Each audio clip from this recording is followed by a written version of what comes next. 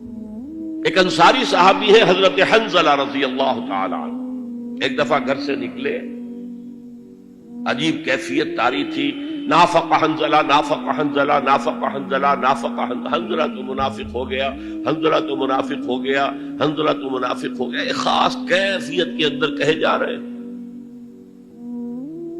حضرت ابو بکر مل گئے راستے میں، کیا بات ہے حنظلہ، کیا کہہ رہے ہو، کیوں کہہ رہے ہو؟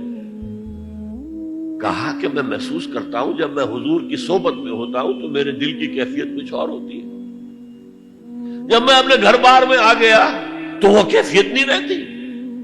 یہی تو نفاق ہے۔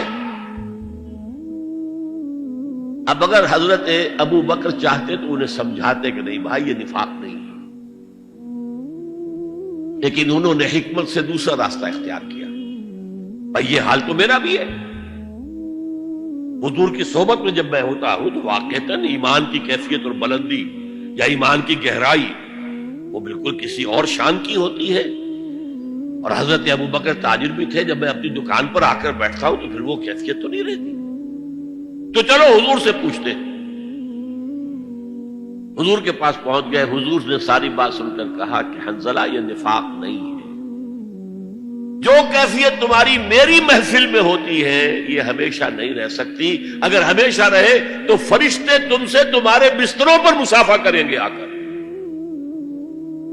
فَإِنَّهَا يَا حَنظَلَةُ سَاعَةً فَسَاعَةً، یہ کیفیت تو کبھی کبھی محسوس ہوتی ہے۔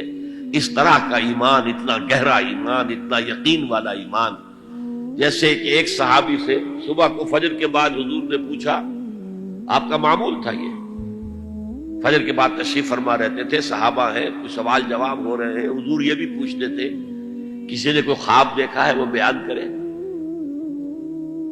تو ایک صحابی سے آپ نے پوچھا کیف اصبحت، کہ آج صبح کیسی ہوئی؟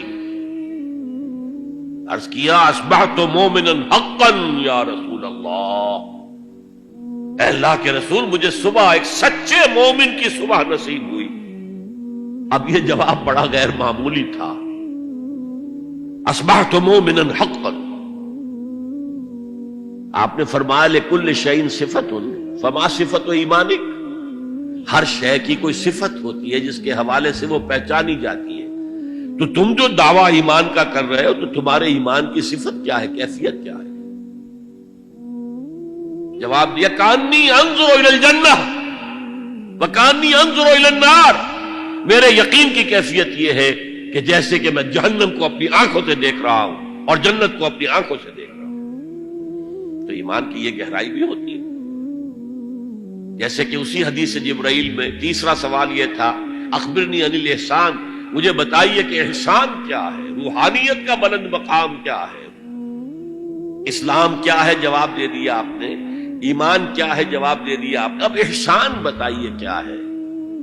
فرمایا ان تعبد اللہ کأنک تراہ فإن لم تکن تراہ فإنہ یراک، تم اللہ کی پرستش اور بندگی ایسے کرو گویا کہ تم اسے دیکھ رہے ہو اپنی آنکھوں سے، اور اگر یہ نہیں تو کم سے کم یہ محسوس ہوتا رہے کہ اللہ مجھے دیکھ رہا ہے، استحضاء ہے۔